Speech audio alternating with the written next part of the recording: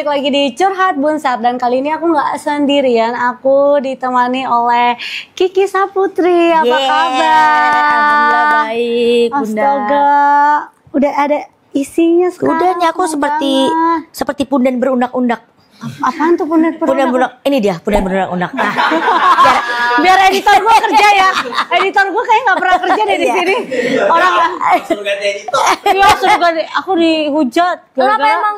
Emang parah banget deh. Editor aku masa sinkronin mulut aku sama lagu aja nggak bisa. Ya Allah. Astaga, malu-maluin iya. gak sih? Kan jadi ketahuan lip syncnya. Ini kata-kata, kata-kata gitu. Itu cuma buat postingan TikTok padahal. Astaga, emang sampai di spam di komen live aku ganti editor. Maksudnya kenapa sih nih? Oh ternyata gara-gara udah itu. dipecat Bun? Iya rencana. Oh, rencana ya. Pasti ada jawabnya. Kayaknya udah keenakan jadi nggak fokus kerja ya Bun ya. Bener-bener kebanyakan party soalnya. Oke, kali ini kita akan membahas tentang komedi. Ini sesuatu yang kayaknya aku nggak pernah bahas ya. Pasti mau. Soalnya aku orangnya. Iya. Soalnya aku orangnya tuh kayak komedi banget ya. Iya, kalau Bundanya sih nggak lebih ke hidupnya ya. Baru mulai. Ada banyak bercandanya sama anak-anak. Iya benar gitu. dong ya kan. Dari tadi di meja makan aja udah tahu kan. Iya, anak-anak lucu-lucu banget ya Bun. Nah ya kan, luar biasa nih. Pasti semua orang gak akan lepas dari namanya komedi. Apalagi yang seharian udah penat dengan pekerjaannya. Perlu itu sebuah hiburan yang bisa bikin ketawa lepas dan melupakan semua rasa lelah. Betul. Jadi komedi itu adalah sesuatu karya lucu dan pada umumnya bertujuan untuk menghibur dan menimbulkan tawa terutama di televisi ataupun di media sosial lainnya. Nih. Nah, kalau misalnya Kiki sendiri nih, menurut info kan Kiki dulu seorang guru. Iya. Guru apa kamu? Guru singa. Singa mana keluarin ya singa ya? Ada guru singa tempat patah tulang itu ada. Di Pondok Kelapa Bun. Ada kan? Apaan itu? Tempat. Jadi kalau kita patah tulang, kita perbaikinya ke guru singa. Ada namanya. Sumpah beneran ada. Iya, sebelum ada kretek abal-abal, nah ada dia dulu itu. Gitu. Takut ya. Jadi guru apa? Guru bahasa Indonesia. SMP SMA di International School. Anjay. Keren banget. SPOK. Bunda shock gitu ya. Iya. Terus kenapa bisa terjunnya jauh ya? Ya menggunakan bahasa Indonesia juga sih benar ya kan, nyambungin aja. Iya, karena duitnya lebih gede di komedi. Bener banget lagi gitu ya kan. Iya, jadi sebenarnya tuh nggak sengaja Bun. Jadi aku juga udah sering cerita sih kalau soal ini. Jadi dulu tuh emang guru awalnya, terus akhirnya berapa tahun? Aku pernah ngajar di sekolah gitu nggak? Iya udah ngajar. Jadi aku tuh kalau ngajar ke rumah-rumah private gitu, itu dari aku lulus SMA dari tahun 2012. Oke. Terus aku sambil kuliah, aku ngajar les private, abis itu ke sekolah sampai di tahun 2018. Gitu, aku masih ngajar ke sekolah. Jadi terakhir aku di Kelapa Gading. Gitu, International School. Terus tiba-tiba batal nikah. Aku depresi. Akhirnya aku kayak, aduh hiburan apa nih yang cocok? Ini beneran gak sih ceritanya? Serius? Oh enggak. Kirain lagi bercanda soalnya. Ini serius. Oke, soalnya aku lagi digituin sama tim aku. Jadi kayak dia kayaknya serius cerita ternyata bohongin aku gitu. Bunda tuh trust isu banget kayaknya. Iya udah mulai. Seneng lu ya. Iya jadi itu awalnya Bun. Singkat ceritanya jadi kayak patah hati, aku cari peralihannya ke dunia stand up komedi. Waktu itu aku nonton doang. Jadi aku jadi setiap malam tuh habis pulang ngajar, aku datang ke kafe-kafe, lagi ada yang pada stand up tuh dulu, aku nonton terhibur gitu ya, pulang ke rumah, tidur besok aku ngajar lagi, datang lagi ke kafe, sampai akhirnya aku ditawarin.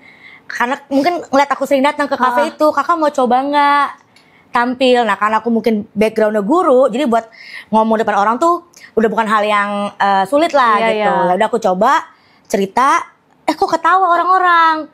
Itu jadi apa ya? Jadi energi buat kamu gitu. Akhirnya aku mendalami lah di komunitas stand up comedy akhirnya. Ikut-ikut audisi, kompetisi sampai sekarang gitu. Oh, awalnya. Dari menghibur diri ya, luar biasa. Iya. Ya kan?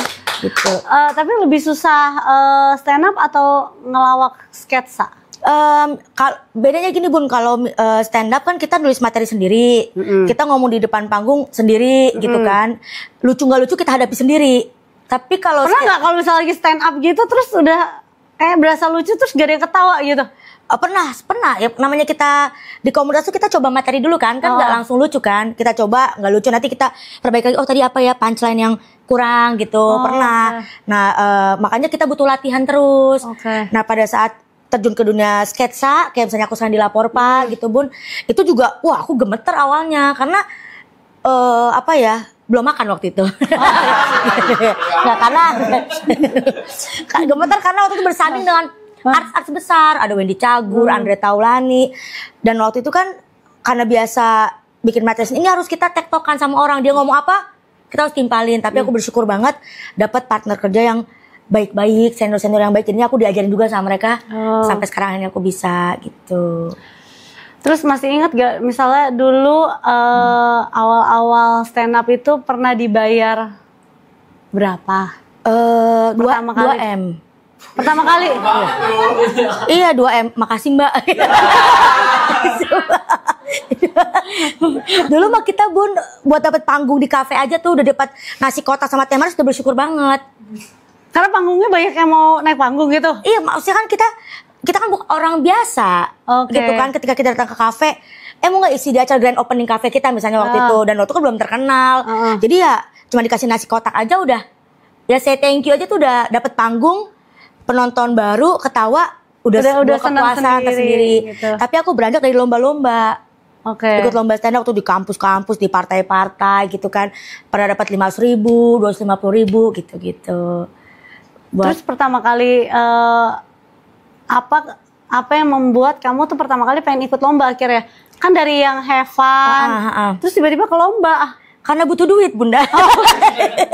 Oh gitu. Apalagi ya kan? Oh gitu, kirain kayak udah tertantang atau apa gitu ya, kan? Karena kita juga udah apa ya, mencoba belajar, terus kan ada level-levelnya nih, dari cuman open mic biasa, latihan tidak berbayar, terus kayak ada lomba, berarti kan kita mengasah materi kita lagi kan, lucu nggak di penonton umum, di anak-anak kampus. Selain itu kan dapat duit juga kan. Gitu. Kan kalau misalnya Kiki ini kan terkenal sering nge-roasting para pejabat. Kamu emang nggak takut gitu? Lebih takut lapar sih Bun. Pernah takut. Ya kan? Namanya kita kan tulang punggung keluarga ya.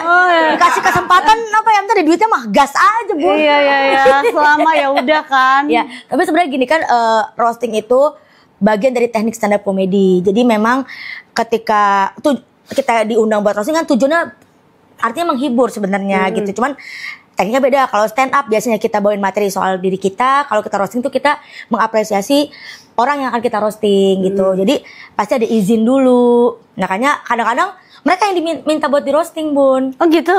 Aku undangan pejabat mereka yang minta. Gitu. Tapi kira-kira siapa pejabat yang paling kamu takut saat kamu diminta buat roasting?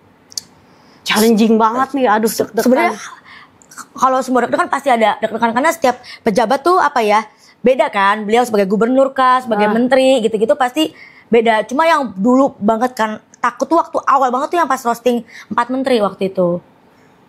Ada Bu Susi Pujiastuti, ada Pak Hanif Dakiri, ada Bu Retno yang Menlu, terus ada Kemkominfo. Itu pertama kalinya aku yang roasting menteri. Setelah itu kayak biasa aja kayaknya yang lainnya gitu.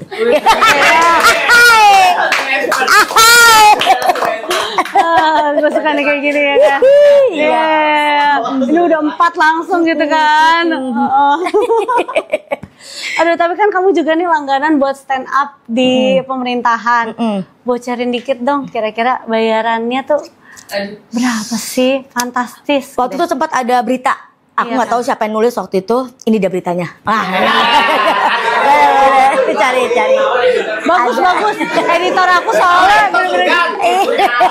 beda. Ya ini editornya beda soalnya sama yang media sosial emang. Jadi waktu itu ada bikin berita katanya Kiki Saputri tampil 10 menit 25 juta. Murah banget. Iya, kataku kayak salah deh gitu. Aduh, salah banget deh kayaknya. Iya. Itu kayaknya Ya, 3 alhamdulillah. digit mestinya ya kan. Nah itu, makasih Bunda dibocorin. Ya kan? Jadi ya, iya, jadi ya alhamdulillah lah dihargai, diapresiasi segitu besarnya karena memang buat materi roasting kan nggak mudah kan kita Iya observasi. dong. Aku juga ada tim yang bantu aku untuk observasi, untuk bantu cari kelucuan-kelucuan karena udah kalau sendiri udah nggak kepegang banget Bu. Overload gitu kan. Gitu. Apalagi kalau misalnya sehari berapa orang gitu iya, kan. terus Cari seminggu materinya kemana-mana, gitu iya. kan. Belum lagi aku masih ada reguler, jadi kan ya otak kita juga lama-lama ini ya gitu mikir terus mikir. Istilahnya makin banyak orang, makin banyak tanggungan ya kan. Betul. Berarti biayanya harus makin tinggi. Exactly. Betul Teh? Iya, Bunda juga ngerasain kan. Ya kan. Makanya kerja terus. Buat siapa ya? Buat mereka gitu. Bener juga ya kan. Suara gue habis nih. Iya. Ya udah. Kalau kayak gitu, coba ya kita tuh, aku sih pernah waktu itu di roasting sama Kiki. Di acara off air ya Bun ya. Off air sekali gitu ya kan. Kira-kira kalau misalnya sekarang pasti pada mau ngelihat Kiki kalau ngerosting itu gimana sih? Bahaya lagi. Kayak nantangin ya di kehidupan gue yang Nih. sekarang itu namanya mencari mati sendiri gak sih? Hah, gimana sih tim gue? Ya kan aku cuma lagi baca nih. Dijebak. Iya kan? Ini kayaknya permintaan editor deh Bun. Iya bener ya kan? Iya ini main baca aja lagi ya kan? Kosong, masalahnya ada kosong. Di situ kosong ya kan? Boleh nggak apa-apa tapi kontrak ada kontrak. 3 digit Beb. Ada 3 digit Beb. Astaga. Ini karena ya dadakan lah ya Bun ya. Ini yang selalu Sesimpel kepikiran aku aja juga. ya kan? Bunda Sarwenda. Aduh. Karena beliau seorang artis, Ibu rumah tangga. ibu rumah tangga. Heeh. Kalau beliau penyanyi dangdut, Bunda Sawerda. Masuk.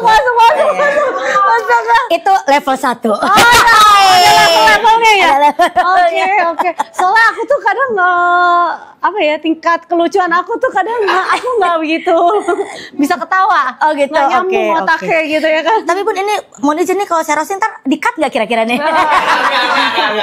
Takutnya tahu-tahu ada yang WA. Ngapain sih? Boleh nggak cut yang bagian itu gitu?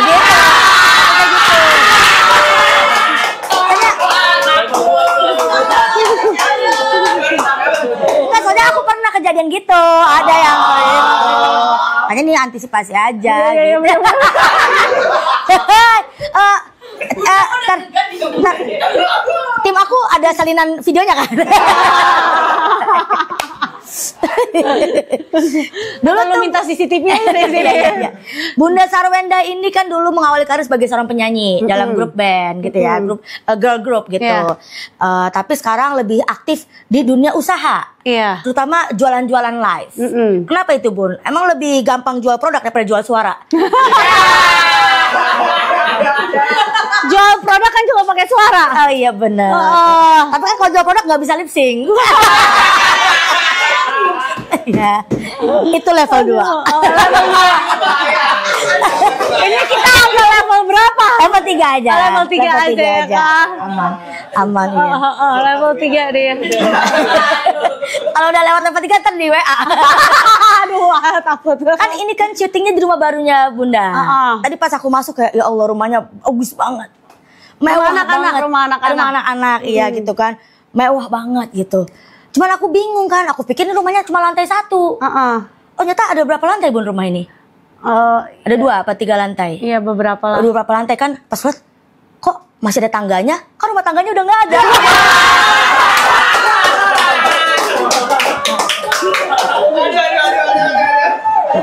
Itu namanya roasting realita. Ya kan emang semuanya udah tahu ya Bun. Iya Udah nggak apa-apa, ya. ya. Udah Sampai situ aja ya Bun ya. Iya. Level 3 aja ya kan. Astaga luar biasa loh. Pantesan ya bayarannya tuh harus 3 digit gitu ya kan. Biasanya kalau bayarannya 3 digit tuh sampai level berapa tuh? Itu bisa by request. Oh, by request. Iya, bisa.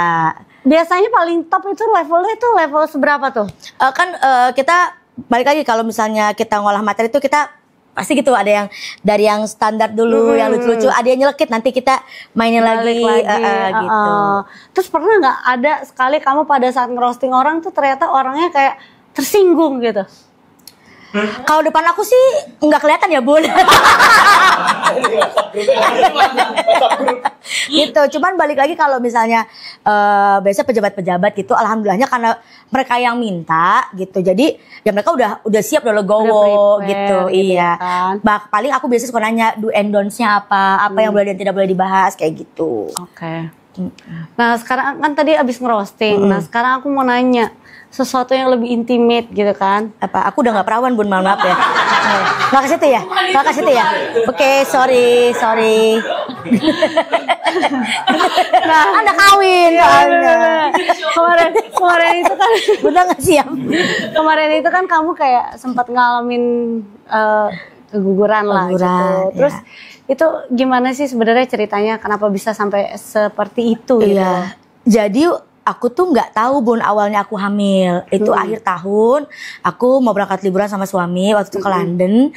Nah aku tuh kan biasa udah tahu nih tanggal-tanggal head. Jadi aku udah persiapan bawa pembalut lah gitu kan. Nah pas sampai di sana tuh itu udah lewat seminggu kok nggak head nih. Akhirnya aku beli test pack di London kan. Terus aku cek positif. Seneng dong. Seneng satu, tapi kita juga shock karena kita harus ngelawatin penerbangan 18 jam. Itu kan hamil muda ya. Jadi kayak satu sisi kita senang, tapi satu sisi kayak kita nggak tahu, nggak ada persiapan apapun, nggak bawa obat, nggak bawa apa Bunda. Nah kita kan sebenarnya mau liburan kan. Dan kalau di luar negeri kan biasanya pasti banyak tuh jalan kaki. Iya benar-benar. Jadi aku tuh ngecek ke rumah sakit pertama kali tuh pas di sana. Pas Tapi di biasa Inggris kan rumah sakit kayak gitu kan mereka nggak bisa ngecek sembarangan. Itu kamu bisa? bisa. Biasa ada orang dalam Bun. Luar biasa. Jaringan udah internasional bro. Luar biasa. Terus Jadi, kamu nah, pas cek gimana? Itu tuh juga nggak sengaja ngecek karena gara-gara pas malam tahun baru kan dari hotel kita mau ke tempat yang London Eye itu. Yang tempat apa sih fireworksnya itu kembang api. Itu jalan kaki Bun 2 jam karena akses mobil semua tuh nggak boleh. Jadi orang semua jalan kaki. Nah pas pulang tuh kram perut aku. Jadi besok paginya Langsung ngecek. langsung ke rumah sakit gitu. Dan itu tuh gratis. Ternyata di rumah luar negeri tuh gratis gitu. Nah cuman masalahnya di London itu pas kita datang dokternya belum pada datang. Masih pada mabok. Iya habis party tahun baru. Kita aja pulangnya jam 2 sampai hotel. Apa gimana ya kan pasti kan ada acara-acara keluarga gitu kan. Benar. Pas datang cuma ada security doang. Waktu itu aku di Paris, dia tuh tanggal 1 tuh benar-benar libur semuanya 1 atau 2. Benar. Kita nggak boleh sakit itu kalau di sana di luar negeri. Benar-benar gak ada orang. Iya. Adapun yang jaga itu dokter atau suster atau bidan tuh bukan asli orang Inggrisnya, pasti imigran gitu yang memang maksudnya mereka mungkin nggak ikut perayaannya sampai pagi gitu kan. Jadi akhirnya nunggu tuh sampai 3-4 jam kalau nggak salah Bun. Mereka tuh sampai minta maaf. Maafin kita ya, maafin ya karena memang kalau lagi New Year's Eve tuh pasti kondisi begini nggak ada yang masuk gitu. Terus ya udahnya dicek di sana kondisi tuh udah masuk ke 4 minggu. Itu mah lagi hamil muda banget kan gitu. Terus kayak itu kita bersyukur lah gitu. Baik-baik aja dan memang aku tuh lagi udah ada kista Bun. Oh iya. Jadi sebenarnya tujuan aku sama suami tuh after kita liburan, kita tuh mau ke Singapura untuk ngecek kista aku, mau ditindaklanjuti lah gitu. Tapi ternyata masya Allahnya dikasih rezeki anak duluan. Aku tuh kayak ini nggak apa-apa dok. Maksudnya dalam keadaan takutnya kista, ini kan kayak dempet gitu kan. Takutnya kistanya mempengaruhi si janin. Kata si dokter yang di sana. Ya ini sih sejauh ini nggak mengganggu karena di luar rahim, tapi nanti kamu cek berkala di Indonesia katanya gitu. Ya udah. Nah, di kehamilan pertama itu tuh aku nggak ngerasain mual, nggak ngerasain jadi aku kayak sehat walafiat aja. Jadi aku masih ngerosting, masih kerja sana sini masih padahal udah sama waktu itu Kak Nagita Slavina gitu bilangin, udah jangan capek-capek, jangan lagi masih hamil muda nanti tunggu 14 segala macam. Terus karena aku nggak ngerasa ada apa-apa, akhirnya pas itu flag lah lagi syuting lapor Pak. Gitu, flag ke rumah sakit, ternyata pas dicek itu udah gak ada detak jantung. Itu pas udah minggu ke-9. Tiba-tiba aja gitu? Iya, jadi aku kan soalnya dari pulang dari London itu aku kerja, terus aku ke Singapura, aku balik kerja lagi, waktu itu roasting, terus ya udah ternyata beberapa kecapean, nggak nyangka juga karena 2 minggu sebelumnya ngecek masih baik-baik aja. Baik-baik aja. Gitu. Jadi pelajaran banget buat aku pada saat itu. Oh ternyata kadang-kadang kalau fisik kita di luar itu sehat, dalamnya belum tentu gitu. Terus tapi kista kamu gimana? Nah, jadi kan Januari awal tahun aku tahu hamil, terus bulan Februari awal aku keguguran, dikuret, bulan Maretnya itu Bun, aku operasi kista karena kistaku membengkak, sakitnya luar biasa. Oh. Jadi kistaku udah merah, udah mau pecah. Jadi sampai dokterku bilang kayak gini, ini kalau misalnya telat sedikit aja, ini pecah bisa ngalir ke darah, Kiki lewat. Oh. Tapi nggak tahu lewat mana waktu itu Bun. Iya jadi. Barusan lewat anak gue. Lewat-lewat aja, astaga. Gitu. Jadi yang bikin aku down sih waktu itu pas operasi kistanya Bun. Lebih ke down karena harus diangkat ovarium sebelah kiri. Jadi waktu itu aku tinggal satu kan kayak ya namanya kita perempuan jadi iya. kayak cuma 50 takutnya iya, gitu kan. gitu Bunda. Kayak aku sama suami di titik sampai yang ya udahlah pasrah aja ya kalau Allah kasih rezeki punya anak punya, kalau enggak ya udah berarti kayak emang harus hidup berdua gitu. Tapi ya kita nggak pasrah gitu aja, kita tetap produksi tiap malam gitu Bun, pokoknya ya kan. Usaha tetap iya, ya kan. Usaha, iya. Terus akhirnya sekarang Kiki kan punya kabar bahagia nih. Ya. Aduh, tiba-tiba udah 4 bulan, itu gimana ceritanya? Akhirnya kamu menutupi gitu? Iya, Sampai alhamdulillah. Taunya pas berapa bulan? Sebenarnya itu tahunnya pas pulang dari Thailand. Lagi-lagi aku nggak tahu kalau aku hamil. Iya, aku bisa bulan dari Thailand.